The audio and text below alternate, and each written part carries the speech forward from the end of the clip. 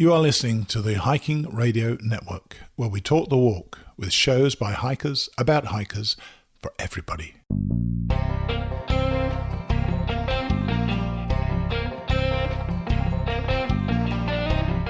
This is the Hammock Hangers Podcast, where we hang out and talk about everything from hammocks and hammock camping to the group hangs from around the country.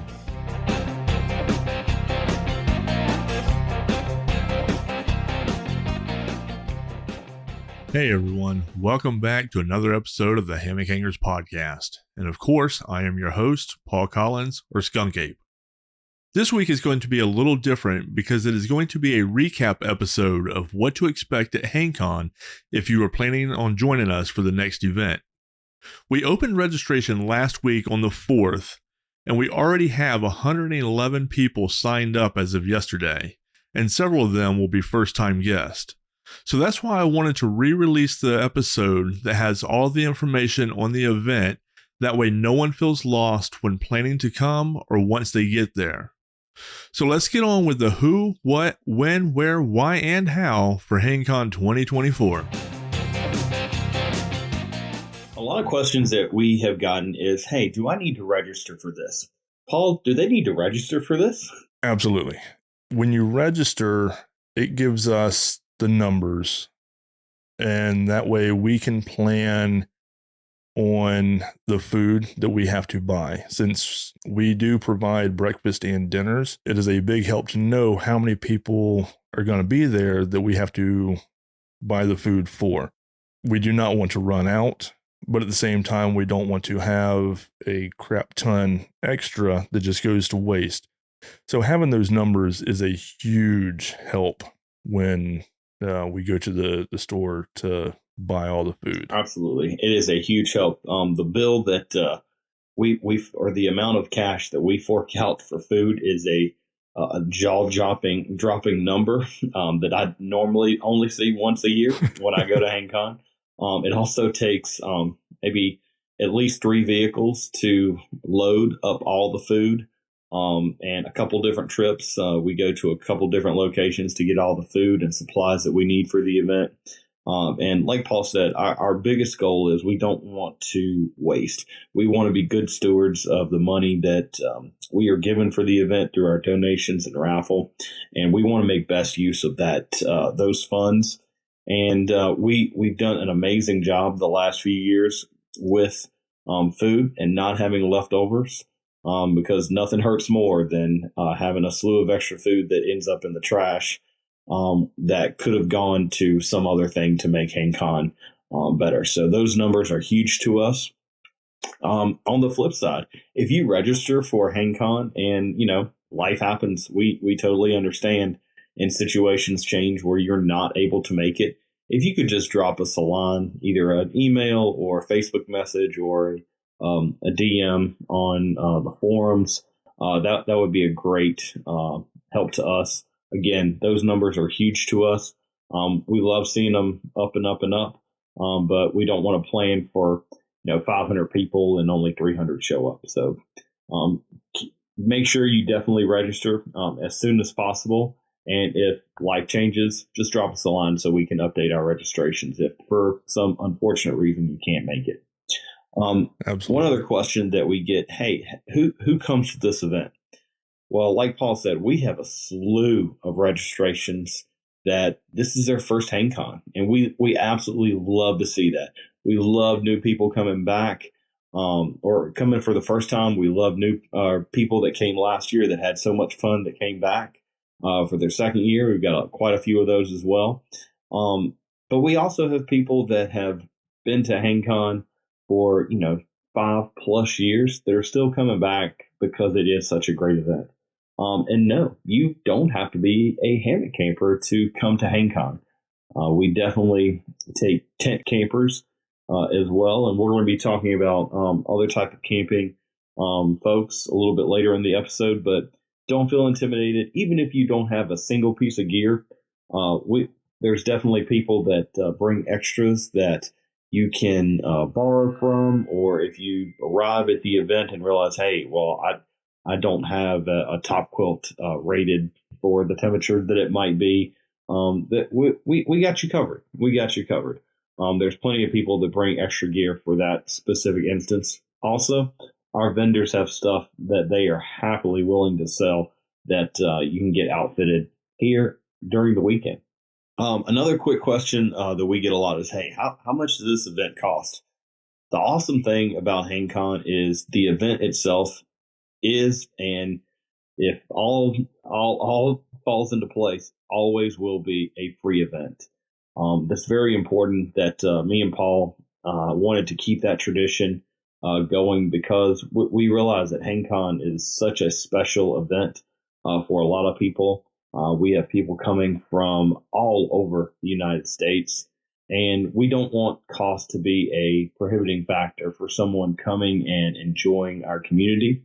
Now, with that said, the event is not free to put on. It costs anywhere between $12,000 to $15,000 between food, facilities rentals, trash, and other little odds and ends things that we need to put together to make this event a success. And so where does that money come from? That money comes from the wonderful donations that people make for the event. The camping is free, but it's not free to us. We suggest about $10 per day donation for the time that you're going to be at HangCon. We also make a lot of our money from donations from purchasing raffle tickets. We're going to be talking about our raffle a little bit later in the episode, but those raffle tickets are a huge stream of revenue that we use to make HangCon awesome. But as far as everyone goes, don't let cost be a factor. We want everyone to come out and enjoy our community. If you are planning on flying in from somewhere in the gut, where are you flying into? Well, I would suggest two options, actually. Tampa International is probably the closest airport. It's the closest large-scale airport with a lot of options for people flying from anywhere in the country. Another option that's really good, because a lot of smaller airlines fly into it, is St. Pete Clearwater. I know PIE is the airport code. I fly a lot out of there with Allegiant Air, because I haven't flown in a while, but the last time they had stupid cheap flights. Allegiant's always been cheap. Yeah. If you are driving and you would be willing to carpool with someone or pick up someone, we have a thread on our Facebook page. If you would want to go on there and just say, hey, I'm coming from X, Y, or Z, I'm willing to carpool with someone. That way we can try to get some more people that maybe transportation is an issue, but if you're sharing the cost of driving, or if you're sharing the cost of fuel or driving time, that can get more people there. There's nothing better than meeting a new person or new friend on a nice little road trip. I know some of our friends from out west are looking at doing that, and some of our pals from the South Carolina community are also doing that as well. So another great option of making it to HangCon if the travel is a factor. So Paul, I've registered. The day is upon us. What do I do from here?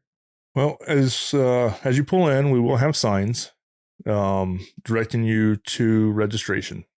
Registration is going to be the first place that you want to go as you're coming in. Keep in mind that the roads in there are dirt roads, so just try and watch your speed, drive slow. That way you're not kicking up dust and dusting everybody out. But follow the signs up to registration. You can park up that way, get out, register. You sign in and all that. You get your name tag. Then you find your spot that you want to hang at. Drive over to your spot, unload all your stuff. And then once you get all your gear unloaded and all that, there is a designated parking area that we ask everybody to park in. But we, like I said, we let everybody unload. That way they're not having to lug, all their gear from the parking lot up to their site and all that. But we do ask that you unload as quickly as possible. That way, things don't get clogged up with vehicles all up in the the camping areas. Yeah. It's very important that everyone, when they come in, the very, very, very first thing that you do is come to registration. That way we can make you official, get you to sign our liability release form, get your armband so we know that you were supposed to be a part of our event. We also ask that the armband that we give you, that you wear that through the entire event so we can go around and we can see, hey, this person's supposed to be here. And if you see someone without an armband, just say, hey, have you registered? So they can get, we can make sure that we have accountability for everyone that is there. We will have name tags. Some people have asked me, well, I don't have a trail name. That's okay. We can put your real name on there, or we can give you a trail name. You might not like it, but we can give you one. But yeah, we ask that, try your best to wear the name badge as well. But definitely the armbands are key for us. Also, while at registration, you can make donations. We're also going to be selling raffle tickets through the entire weekend. So you can buy raffle tickets at registration or anytime after you register.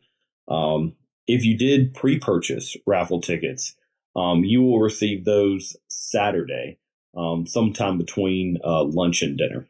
So we'll make an announcement on that as well. Right.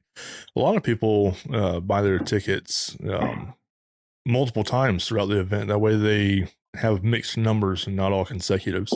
Yeah, there is a for a lot of people, not just one or two. There's a lot of people that have a strategic strategy for purchasing raffle tickets, and a lot of people swear by it. Well, once people see the raffle, then they start getting strategic with everything. Absolutely. Which we'll talk about the raffle here in a little bit. Well, the next thing on our list is probably one of the greatest things about HangCon is we love to eat. And the food at HangCon is absolutely wonderful.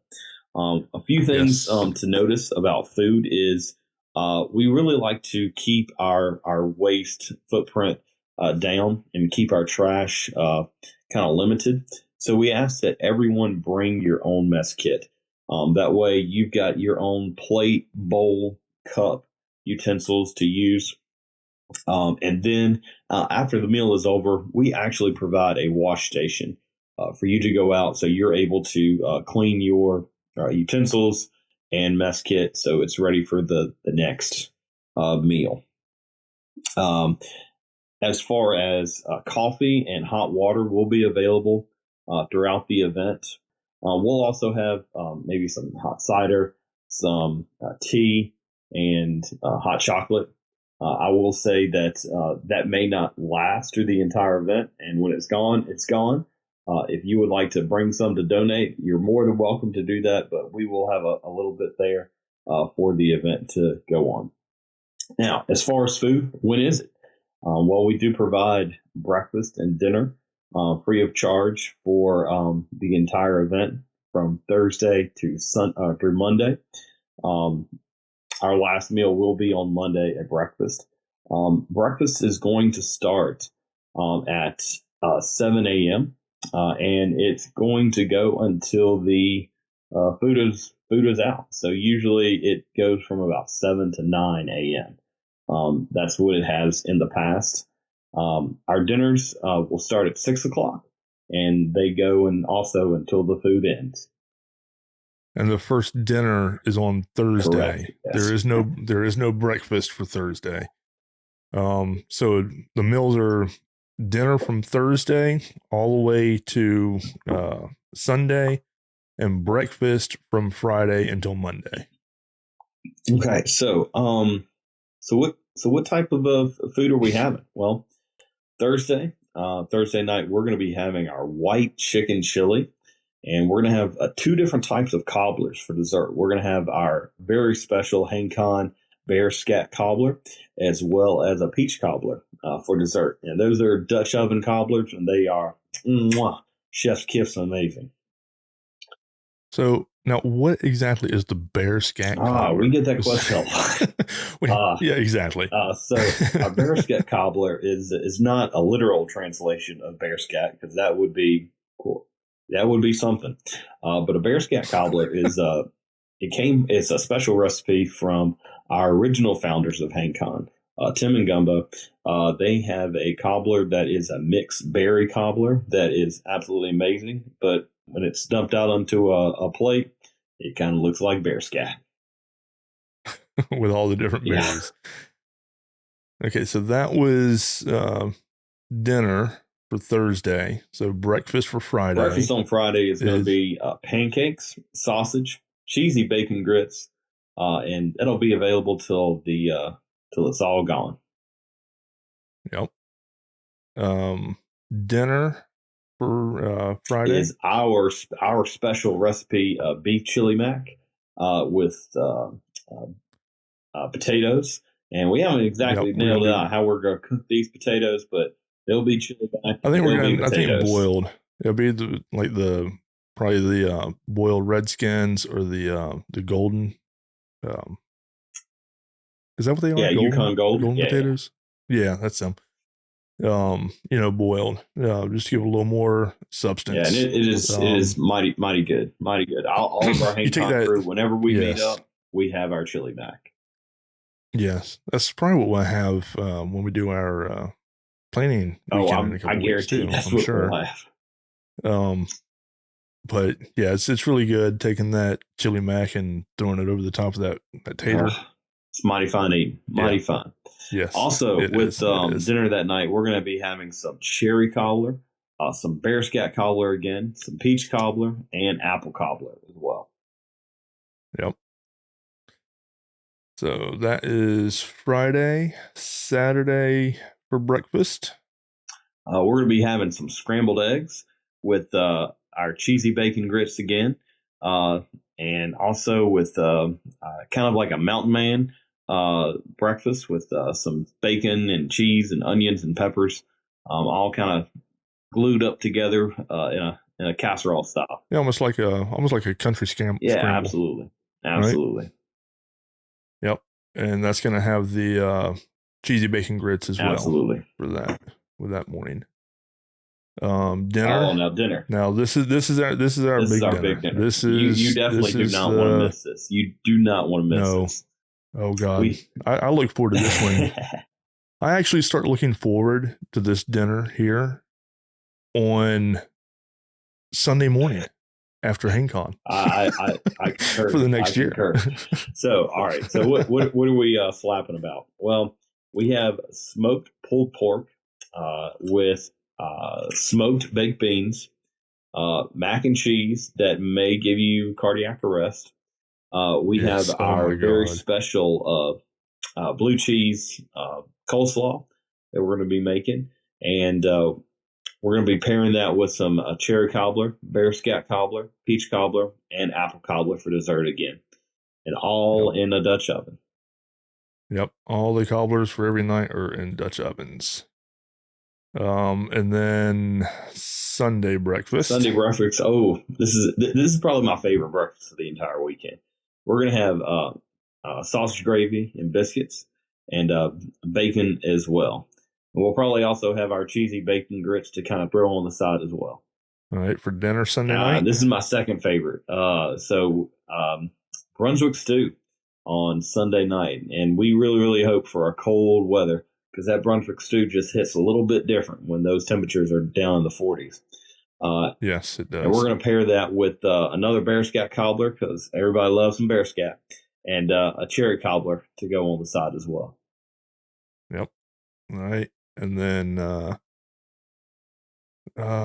do we do anything for Monday? Yes. On Monday's breakfast. Did I do? Yeah, I done we just went over that. So breakfast on Monday is the made to order. So our wonderful chef has offered to just kind of take what we have and do breakfast to order. If you like your eggs cooked over easy, he'll make them over easy. If you like them scrambled, he'll make them scrambled. If you like a fried egg, he can make a fried egg. If you like the yolks cooked, he can cook the yolks. We're also going to have sausage if we have some left over. I'm sure there'll be plenty of bacon to throw on there as well. Bacon. And we'll have our cheesy bacon grits and oatmeal and things like that on Sunday as well. And Travis loves to cook. Oh, he does. Travis is a good cook. So don't feel bad about making him cook your eggs. He likes what he does.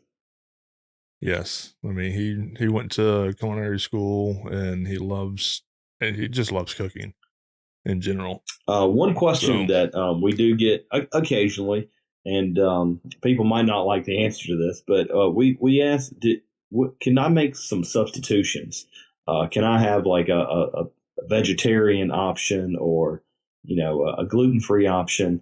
And as much as we would like to accommodate as many people as we can, cooking for the level of people, the number of people that we do, unfortunately, we just can't make that happen.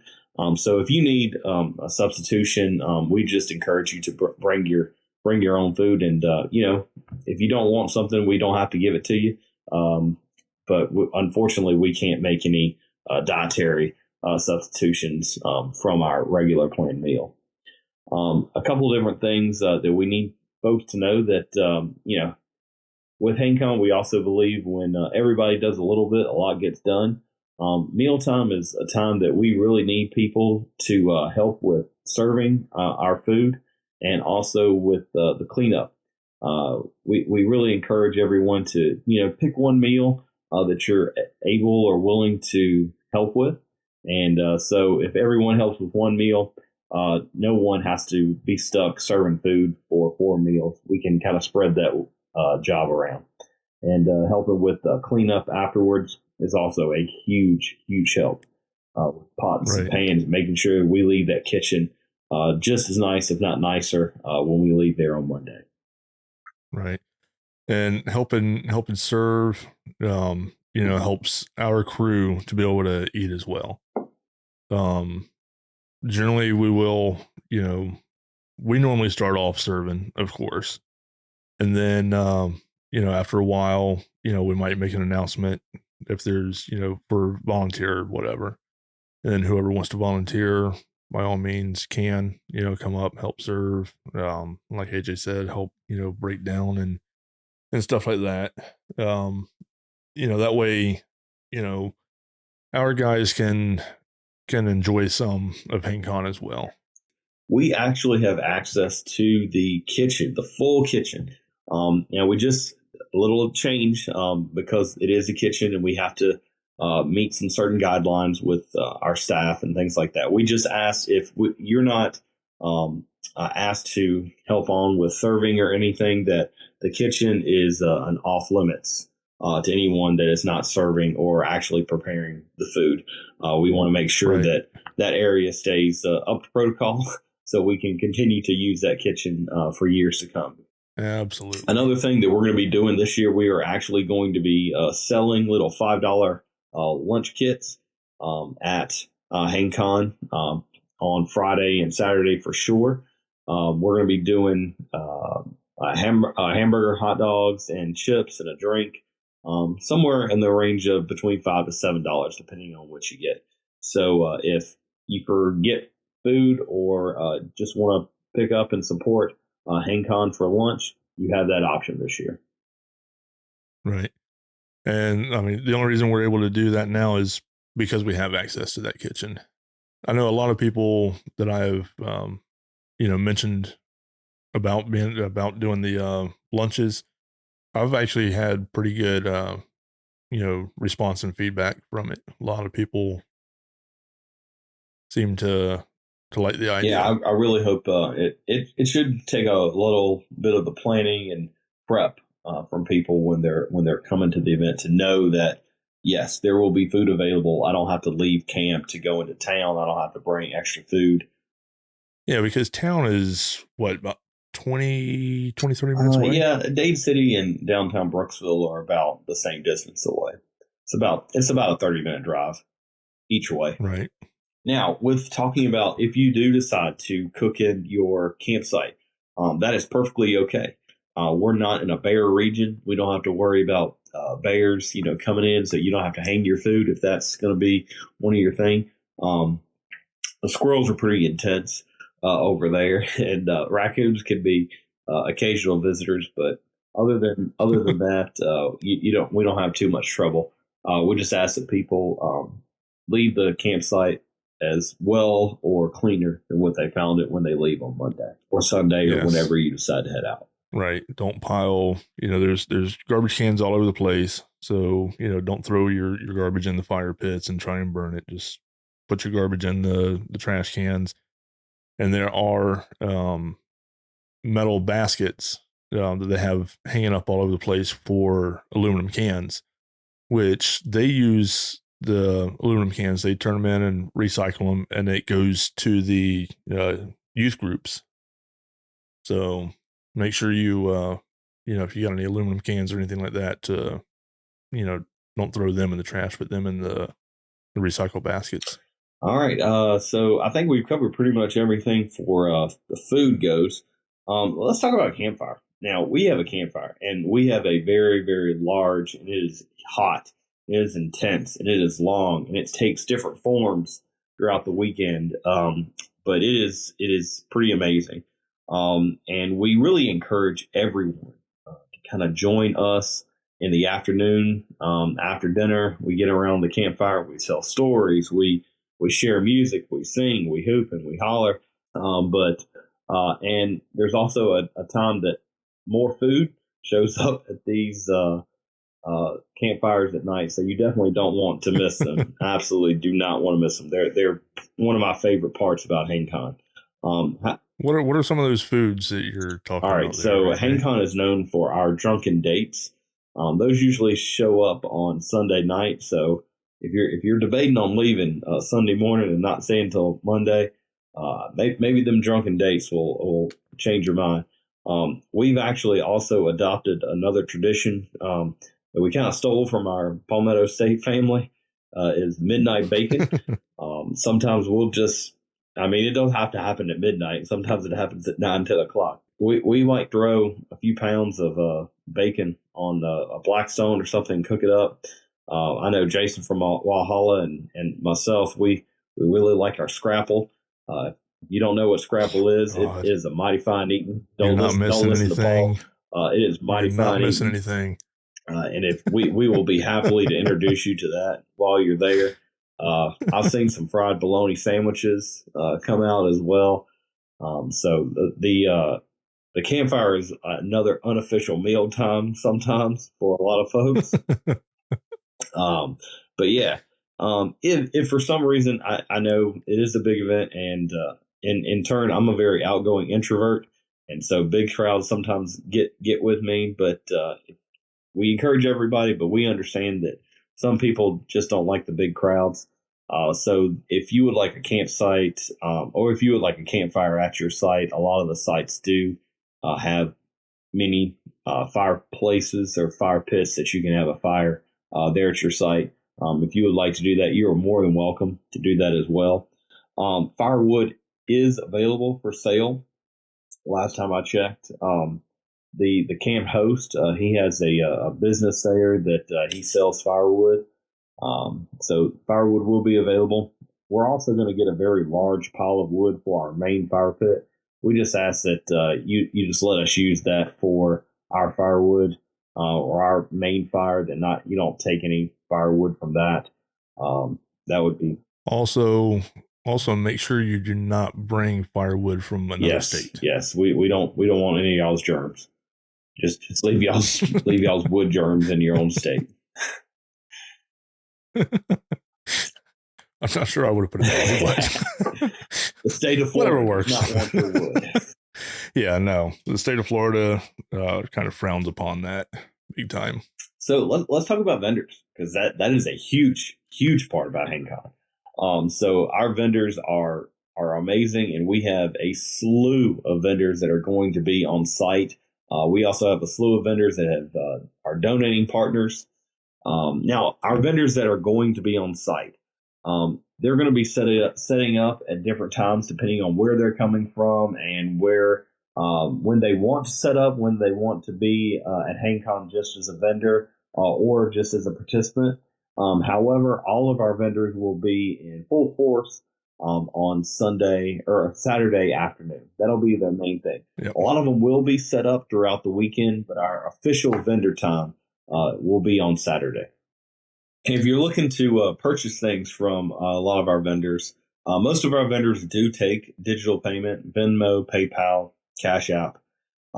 However, the signal is not always super great.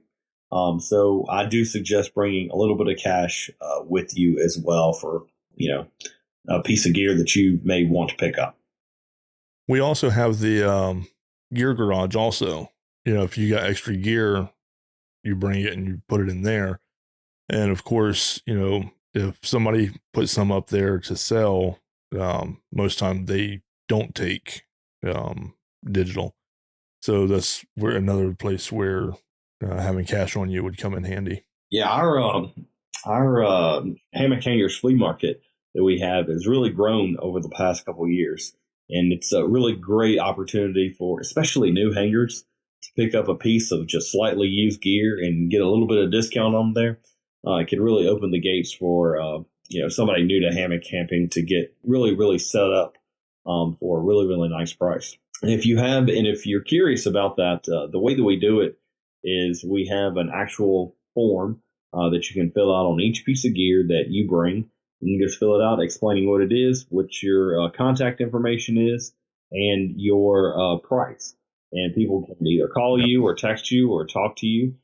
So you don't have to hang out with your stuff the entire weekend. We have a table up there that people come up and browse through the entire event. And it's a really cool thing. It really, really is. And like I said, it's a great opportunity to pick up a piece of gear for a little bit of a discount because it's slightly used. I love when people start putting their gear up there. I've bought several things from up there before. I don't need to buy any more gear, but I also love to browse as well. Yeah, you don't need to, but you do. I know. I can't help myself. All right. So a lot of people ask us about what type of camping are we going to be doing at HangCon? Like, what are the facilities? There's 2 sets of bathrooms. There's one right near the pavilion. So right near the action, there is a female, a male, and a handicap bathroom. There's also showers and a bathroom facility up kind of in the middle of camp between the main camping area and the primitive area. So bathrooms, showers are available. And they're really clean and really well taken care of by our camp host. Yes. We also have a covered pavilion that we get to use that we're going to be using for all of our meals, and a lot of our classes and events are going to be held under the covered pavilion as well. We will have a charging station for all of our cell phones and things like that at the covered pavilion that people can come up and give their cell phone a charge so they can give their wife a call to let them know that they're not dead in the woods somewhere. I know my wife definitely appreciates it. We will have that set up. There are site electrical boxes. However, we ask that you not use those just because anytime that we have somebody plug into them, the camp has to charge us per day for those. So we usually mark those off. Any exception for that would be if you actually paid for a campsite through Sartoma, and we can talk about that a little bit later. But there's usually plenty of outlets in our charging station that you can charge things up, and it won't charge us a dime. We will have a wash station set up that people can use to clean their mess kits and their cups and things like that after meals, just so not having to, find a spigot somewhere, and Lord forbid, don't do it in the bathrooms. We will have that washing station set up for everybody. There's also a little trail at the campground as well that goes up to some old orange groves. You can pick the oranges up there. There might be some left over that I guarantee you they're going to taste a little bit different than the kind that you get in the store. But yeah, it is a cool little trail. You might pucker a little bit. Yeah. Yeah. There, and we've talked about the camping areas. There's 2 main camping areas. There's the main area where, a lot of where they would have your RV, your typical stereotypical campsites. But there's also a huge, massive primitive area. Now, what are the pros and cons of both? So if you're in the main area, you're going to be close to everything. You're going to be a lot closer to the classes. You're going to be a lot closer to the food. You're going to be a lot closer to the campfire. You're going to be a lot closer to the action. Some people really like that. A lot closer to a the lot restrooms. closer to the restrooms. It is lighted, so for better or worse, I know where we usually stuff there is a very bright light. So make sure you have that really dark cover tarp. But it is lighted. However, that area does fill up really, really quickly. So if you're someone that you definitely need to be in the main camping area, I would just, in the back of your mind, maybe bring a stand, especially if you're coming, later on Friday, because that area is filling up super quick. Now, the primitive area is really nice as well. For the most part, we like to camp out in the primitive area when we go. It's a lot quieter. At night, it's really, really quiet. It is a little bit further out, so if you like to be isolated and kind of away from people, that is probably going to be a better option. Now, I will tell you, if you're arriving later than lunch on Friday, that's probably where you're going to be. Now, when you're camping in the primitive area, we don't allow vehicles back into the primitive area. You're going to have to park at the entrance and hike your gear out. It's not a very long hike, depending on how far you want to go back, but it's not as easy as just driving up to your campsite. So, without further ado, let's talk about this raffle, Paul. It's an awesome raffle. The biggest raffle you will probably ever see with gear. I would say we have over $10,000 worth of stuff to raffle away. Easily. So the way we do the raffle, you could, if you say you have 100 tickets, you can win as many times as you have tickets on tier 1 and tier 2. After tier 2, all the tickets go back in, and then you can win once. Yeah. In tier 3, we only allow one winning ticket per person, just because we have some really, really amazing gear in tier 3, and we want to see that spread out as much as we can throughout the entire community. Right. Now, our raffle, it happens on Saturday night after dinner. So after dinner and everything's cleared up, we get everything set up.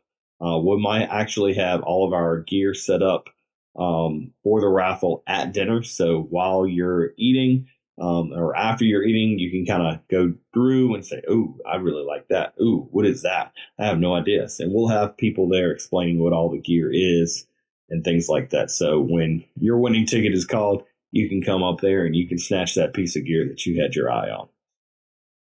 Now, like I said before, raffle tickets will be sold through the entire event. Right now, we are doing an early bird special for tickets where you can get 6 tickets for $20. Normally, our tickets are $5 a piece, or you can get 5 for $20. But if you buy your tickets between now and midnight on December 31st, you can actually get that extra ticket for the $20. And sometimes that one ticket, Paul, that one ticket thing. Now I know you're a natural. I don't ever win. You're a natural born loser. So yes. You never ever win. Hashtag bitterness. But it might be raffle. That one extra ticket. So buy your tickets often and buy your tickets early. And like I said, pre-purchase tickets can be picked up sometime between lunch and dinner on Saturday. Probably usually after about 1 o'clock, we have those ready. You'll usually make that call. Yeah, we'll make that call.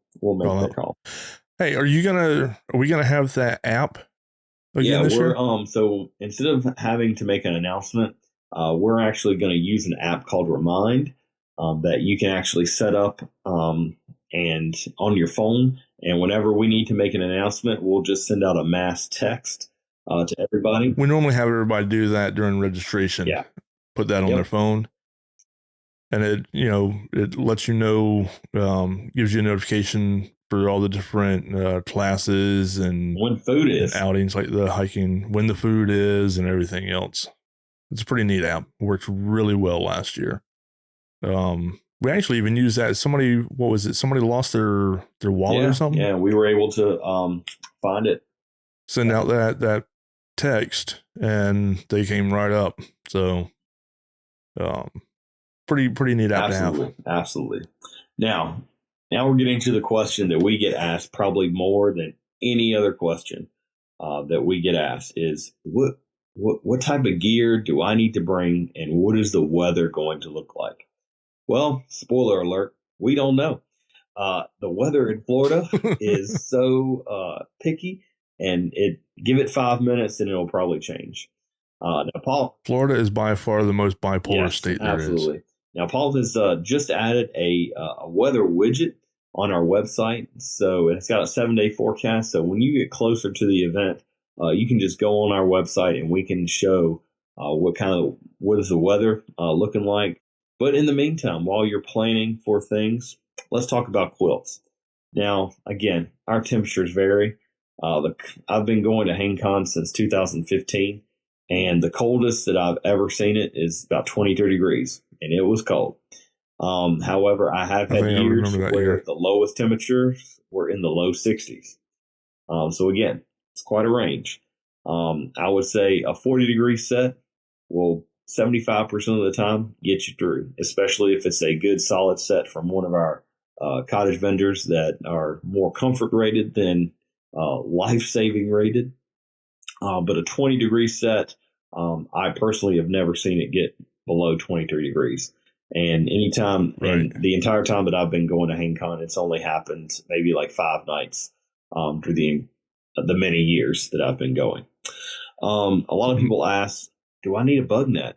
Well, it's Florida. We have some pretty ferocious mosquitoes. We also have these things called no-see-ums, which are really worse than mosquitoes. Because you can't see them. You can't see them, and they don't know. You don't know that they're biting you until you're tearing your flesh off the next day. So I would suggest have that option available. Again, I mean, if it's getting down into the 20s at night, we're probably not going to have too many issues with bugs. However, if we're in the 60s, yeah, you're going to need some bug netting. So again, keep that option. Tarps. Yeah, we get rain. In fact, top 3 storm that I ever rode out in a hammock was my very first year at HangCon. It was a wild ride. So you might definitely bring a tarp that you feel comfortable with, and you feel comfortable that it's going to keep you dry, even with a little bit of rain. We might have rain usually one day throughout HangCon. That tends to be usually the norm. And every couple years we have like a real downpour. So again, just keep that in the back of your mind, just because the weather in Florida is its own special beast. Like I said, the daytime highs normally range anywhere between the upper 50s to the low 70s in January. Nighttime temperatures are usually in the upper 30s to low 50s. And if for some reason that you have a 40-degree set, and that's the set that you have, and that's the set that you bring, and there's a night it's going to drop down into the 20s, like I said earlier, there's always a slew of people that have extra gear, because we don't want anybody to be uncomfortable if we can help it. So, all right. So what are some things that you absolutely need to bring on top of, your regular camping gear? What extra stuff do you need to throw in your bag to make sure that you have for the event? Well, we have showers. So, a towel, soap, shampoo, deodorant would be great. So, just your personal hygiene products. We do strongly suggest towels, because we had an issue when we were at Doe Lake where we quickly ran out of paper towels for the restrooms, because people didn't bring towels and they were using the paper towels in the restroom to dry off. So we don't want to do that. Again, we want to limit our trash. So bring your towel. Like with it's in Florida, so you might want to bring some bug spray. Again, DEET doesn't work so well on nylon fabric, so a picardin based or a essential oils bug spray would be really beneficial. For those of you that don't know, DEET will deteriorate nylon pretty quickly, so can encourage that gravity check if it's too much exposure to the DEET. You want to make sure that you bring your mess kit because we won't have stuff for people to use as far as plates and utensils. We really would encourage everybody to bring your own. You definitely want to bring a chair, a camp chair of some sort around the campfire. We're out at that campfire for a long time, and there might be some people that will let you use your chair, but it's really just personal courtesy. Bring your own chair, especially if you're going to be sitting out, and also you might want a chair for meals as well, or sitting around at your campsite during the day. So I would strongly suggest a chair. Any extra gear that you have that you may want to bring that you want to get rid of. We talked about our flea market that we have. Great way to get some gear off your hands as well. Maybe go home with a little bit of cash in your pocket from HangCon, or sell some pieces of gear, buy some raffle tickets, and take a new piece of gear home as well. Yeah, I sold a Clark last year and ended up with a Walhalla. There you go. And people ask, do I need to bring a stand? If you've got one and you want to make sure that you're in the main area, I'd bring a stand. If not, it's not necessarily required. There are a slew of trees, and we have a very large area that we're hanging around.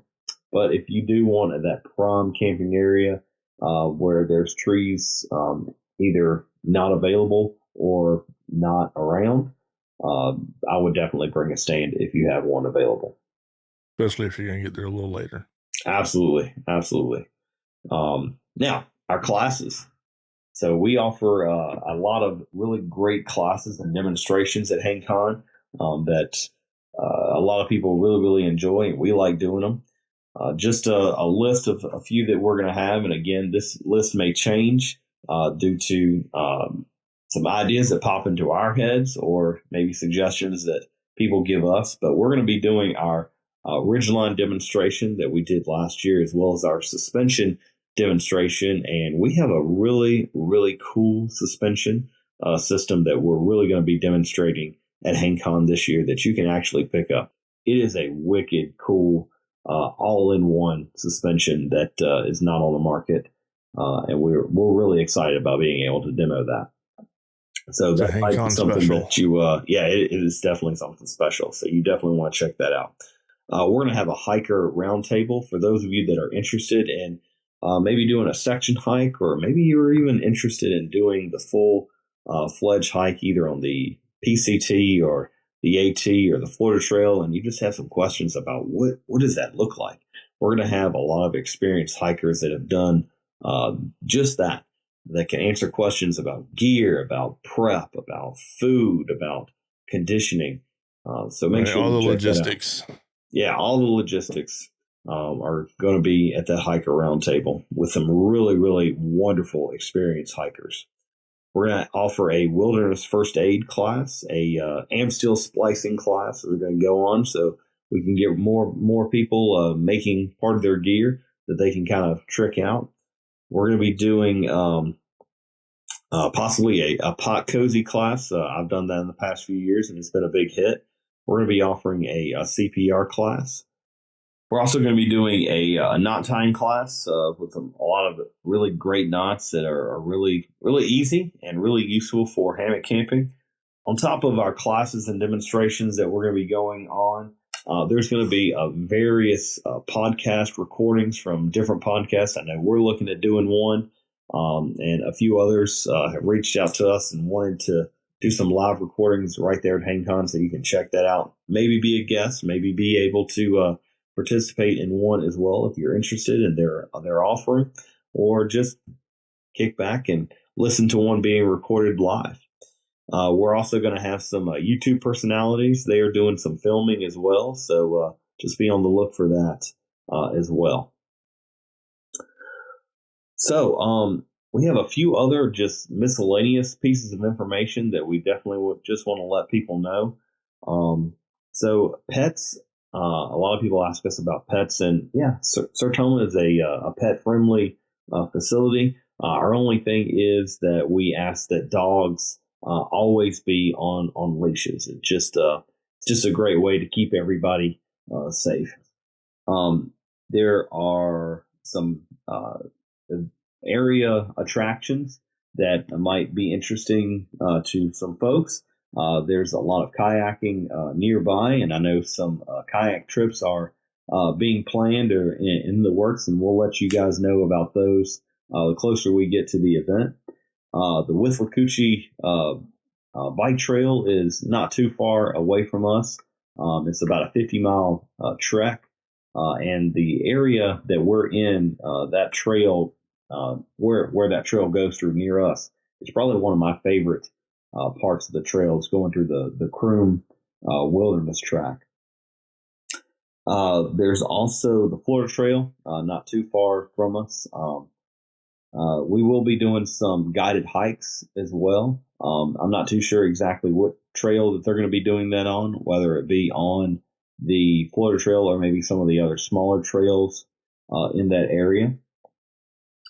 Let's see. That's put on by Suncoast Outdoors. Oh, Suncoast Outdoors. Awesome. Yeah, Suncoast Outdoors is the one that's going to be doing that guided hike. That's going to be Kathy and Lenny from Suncoast that are going to be heading that up. Let's see. I think it said in here. I know it's a hike down along the Withlacoochee somewhere. Like AJ said, I'm not sure if that's on the Florida Trail or not. Can't remember. But that is one of the events that we got, that if you're a hiker and want to go on a guided hike, that is available. Awesome. And we get asked a lot, what if I'm not a hammock camper? What if I have a tent? Can I come? Absolutely. We do ask that hammocks do take priority. So if we ask if you're going to bring a tent, just set it up in an area that's not going to block any potential trees from being used. And the only exemption to that would be if you are camping with, let's say, a small child that they are staying in that tent. Obviously, set that tent up near you, because you definitely want to keep an eye on them as well. As far as like RV and campers, we really take those on a case-by-case basis. We really encourage as many people as possible to hammock camp with campers and RVs. There is a cost to that. It's $45 a night.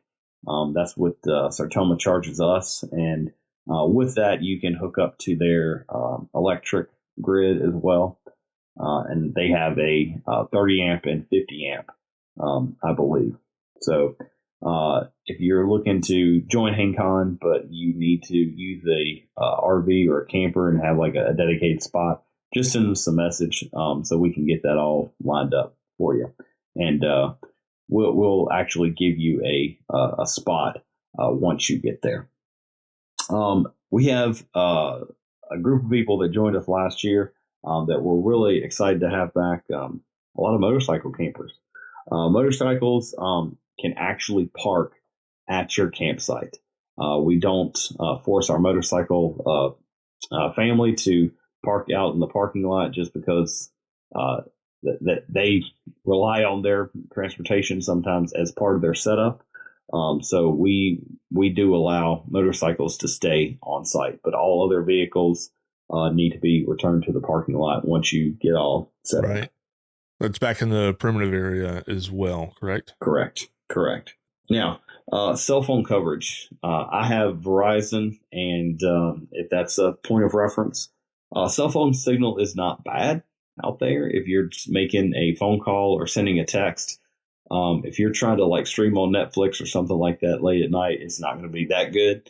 Also, I would encourage keep the streaming to a minimum just so everybody can if we do need to get a phone call out, we can get that done. So yes, there is cell phone signal for calls and text. It's just not going to be like a 5G full bar signal. We do get asked about alcohol, adult beverages. Yes, alcohol and adult beverages are allowed. Now, we are a family-friendly event, so we just ask you to kind of keep it within the lines and be responsible with it. We've never had to give anybody the boot, nor we want to keep that trend going.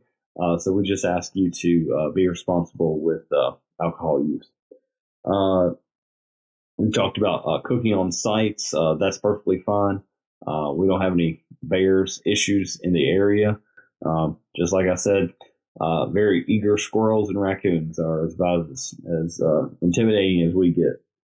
Also, people ask about, hey, in Florida, do I need a 2-inch strap for the trees and things like that? Nope, 1-inch tree straps are just fine. But we, being good stewards of our environment and practicing good hammock etiquette, we do require everybody to have a 1-inch strap on the trees for your hammock setup.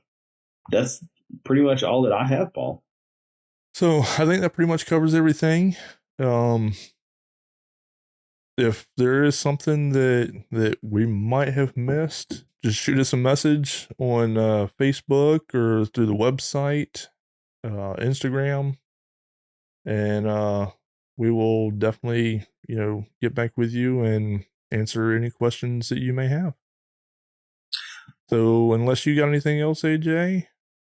I don't. I'm sure our listeners are probably tired of hearing my voice.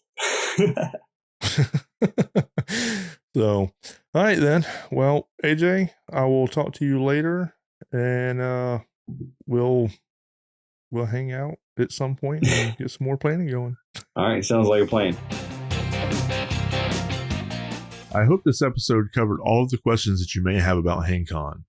If there was something that we may have missed and you still have a question or two, you can always send us a message on any of our social media pages or through the Contact Us page of our website.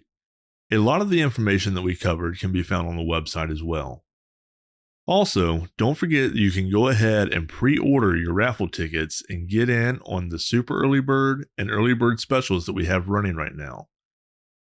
Those specials are the super early bird special. Purchase your tickets before 11:59 p.m. on October 31st and receive 7 tickets for $20. After that, we have the early bird special. Purchase your tickets between 12:01 a.m. November 1st and 11:59 p.m. December 31st and receive 6 tickets for $20.